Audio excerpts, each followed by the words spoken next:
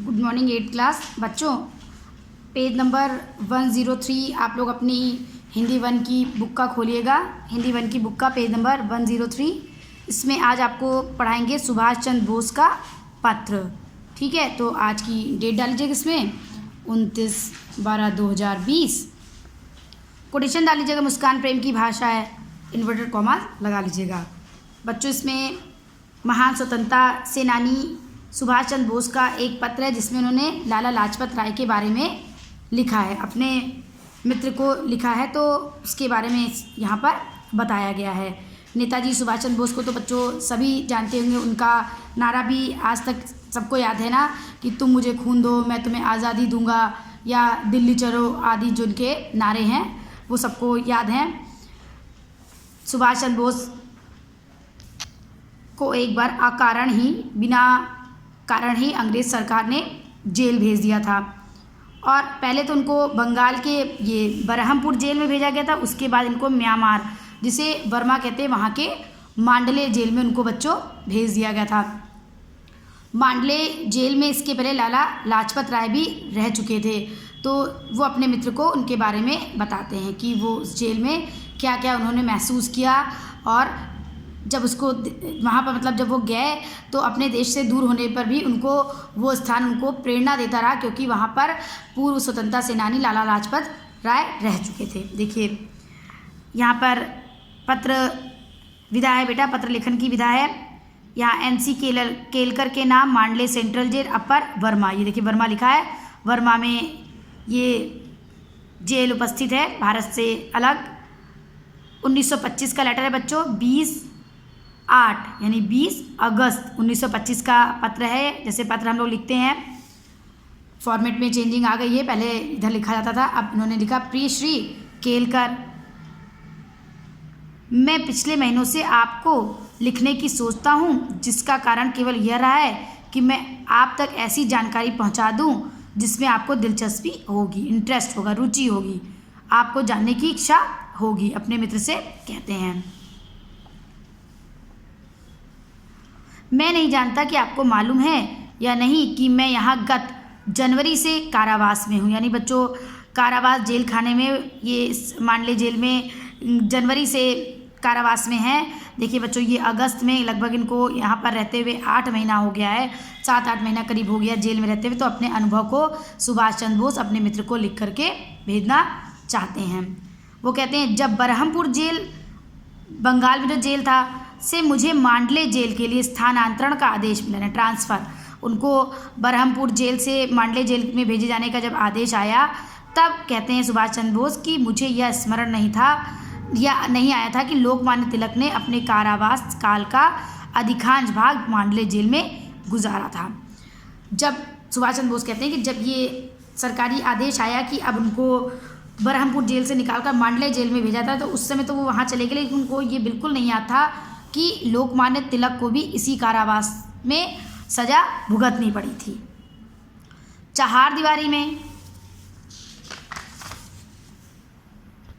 यहाँ के बहुत ही हतोत्साहित कर देने वाले परिवेश में, मतलब उस मांडले जेल के कारावास में, उसकी 4 दीवारी में जो बहुत बड़ा जेल था, और उसका वातावरण जो कि बहुत ही निराश कर देने वाला था, लोग निराश हो सकते थे।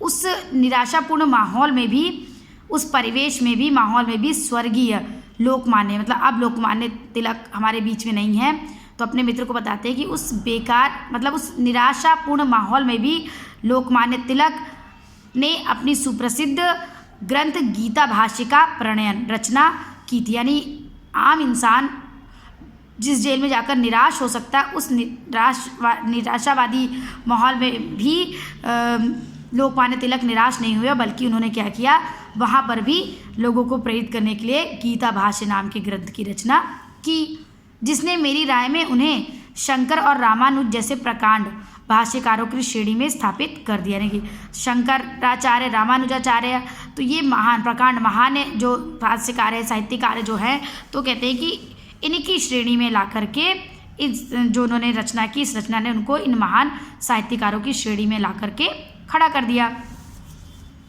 जिस वार्ड में लोकमान्य रहते थे वह आज तक सुरक्षित है। सुभाष चंद्र बोस अपने मित्र को बताते हैं कि जिस वार्ड में लोकमान्य रहते थे आज तक वो सुरक्षित है, यद्यपि उसमें कुछ तो फेरबदल किया गया है और बड़ा बनाया गया है। हमारे अपने वार्ड की तरह लकड़ी के तख्तों से बना है, जिसमें गर्मी में लू और धूप से, वर्षा में पानी से और शीत ऋतु में सर्दी से तथा सभी ऋतुओं में धूल भरी हवा से बचाव नहीं हो पाता। यानी मौसम का जो आक्रमण होता है वो लगातार उस पर बना रहता है। लकड़ी के तख्तों से वो वार्ड बना हुआ है, थोड़ा सा बड़ा हो गया है, लेकिन उसमें गर्मी में लू वैसे ही लगती है, बारिश में पानी गिरता है, ठंडक में सर्दी रहती है, सभी ऋतुओं में धूल भरी हवाएं चलती हैं, लेकिन उससे कोई बचाव का उस वार्ड में कोई उपाय नहीं है। यानी कि वो इन तकलीफ़ों में भी रह करके उन्होंने इस वार्ड में इन तकलीफ़ों में भी रह करके गर्मी झेलते हुए, वर्षा झेलते हुए, ठंडक को झेलते हुए उन्होंने गीता भाष्य नामक ग्रंथ की रचना की। सुभाष चंद्र बोस अपने मित्र से कहते हैं, मेरे यहाँ पहुँचने से, मांडले जेल में पहुँचने के कुछ ही क्षण बाद मुझे उस वार्ड का परिचय दिया गया। ये बताया गया कि हाँ, यहाँ पर लोकमान्य तिलक थे। मुझे ये बात नहीं अच्छी लगी थी कि मुझे भारत से निष्कासित कर दिया गया था। जब उनको बरहमपुर जेल से मांडले जेल भेजा गया था तो बर्मा भारत से अलग, तो कहते हैं कि मुझे ये सुभाष चंद्र बोस को ये बात अच्छी नहीं लगी कि उनको भारत से निकाल दिया गया, निष्कासित मतलब निकाल दिया गया। लेकिन वो कहते हैं कि मैंने भगवान को धन्यवाद दिया कि मैं मांडले में अपनी मातृभूमि और स्वदेश से बलात् अनुपस्थिति के बावजूद मुझे पवित्र स्मृतियाँ राहत और प्रेरणा देगी। यानी सुभाष चंद्र बोस बोलते हैं कि पहले जब वो मांडले जेल जा रहे थे तो उनको बहुत अच्छा नहीं लगा, तो उनको लगा था भारत से निकाल दिया गया है, तो उन्हें बहुत बुरा लग रहा था। लेकिन बाद में जब उनको पता चला कि वहीं पर लाला लाजपत राय भी रह चुके थे, तो उन्हें इस बात की खुशी हुई कि भले वो अपने देश से दूर हैं, ज़बरदस्ती बलपूर्वक उन्हें अपने देश से दूर किया गया, अनुपस्थिति बलपूर्वक उन्हें अपने देश से दूर किया गया, लेकिन फिर भी उनको लगा कि अब वो इस जेल में रह करके अपने महान स्वतंत्रता सेनानी लोकमान्य तिलक की यादों से प्रेरित हो सकते हैं, स्वतंत्रता संग्राम को आगे बढ़ा सकते हैं। ऐसे ही अन्य जेलों की तरह यह एक ऐसा तीर्थ स्थल है जहां भारत का महानतम सपूत लगातार 6 वर्ष तक रहा था। अब बताएं कि जैसे बाकी और जेल है जिसमें महान स्वतंत्रता सेनानी लोग गए थे, तो कह रहे हैं मांडले जेल भी ऐसा ही जेल है, इसको इन्होंने तीर्थ स्थल किया है जहाँ पर भारत का महान सपूत लाला लाजपत राय लगातार 6 वर्ष तक रहे हैं। तो सुभाष चंद्र बोस कहते हैं कि उनको इनसे प्रेरणा मिलेगी, मतलब वहाँ पर रह करके वो लाला लाजपत राय के कार्यों से, उनके चरित्र से प्रेरित होंगे और उनको भी स्वतंत्रता संग्राम को आगे बढ़ाने में उनके चरित्र से प्रेरणा मिलेगी। आगे बच्चों, सुभाष चंद्र बोस अपने मित्र को बताते हुए लिखते हैं पत्र कि हम जानते हैं कि लोकमान्य ने कारावास में 6 वर्ष बिताए। कितने? 6 वर्ष। लेकिन मुझे विश्वास है कि बहुत कम लोगों को यह पता होगा कि उस अवधि में उन्हें किस हद तक शारीरिक और मानसिक यंत्रणाओं से गुजरना पड़ा। यंत्रणाएं, तकलीफ़ें, मतलब आम भारतीयों को ये पता है कि मांडले जेल में लाला लाजपत राय ने 6 वर्ष बिताए, लेकिन बहुत कम लोगों को पता होगा कि उस जेल में उनको कितनी तकलीफ़ों का सामना करना पड़ा, शारीरिक कितनी कष्ट दिए गए, मानसिक कितनी तकलीफ़ें उनको दी गई। वे यहाँ एकदम अकेले रहे और उन्हें कोई बौद्धिक स्तर का साथी नहीं मिला जो उनके दिमाग के अनुसार हो या जिसकी बुद्धि उनकी बुद्धि से मेल खा जाए।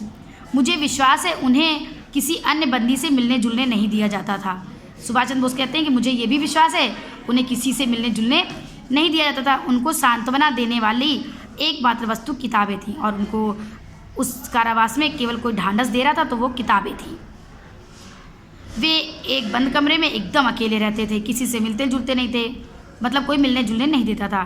यहाँ रहते हुए उन्हें 2 या 3 भेंटों से अधिक का मौका नहीं दिया गया, मतलब लोगों से मिलने के लिए 2 या 3 बार मिलने दिया गया और ये भेंट भी पुलिस और जेल अधिकारियों की उपस्थिति में हुई, जिससे वे कभी खुलकर अपने हार्दिकता से, हृदय से खुलकर किसी से बात नहीं कर पाए। यानी कि जब वो किसी से मिले तो हमेशा कोई ना कोई वहाँ पुलिस अधिकारी या जेल अधिकारी वहाँ उपस्थित होता था, तो वो अपने मन की बात को खुलकर नहीं कर सके। तो बच्चों इसको इतना रखिएगा, इसके बाद हम आपको कल भेजते हैं।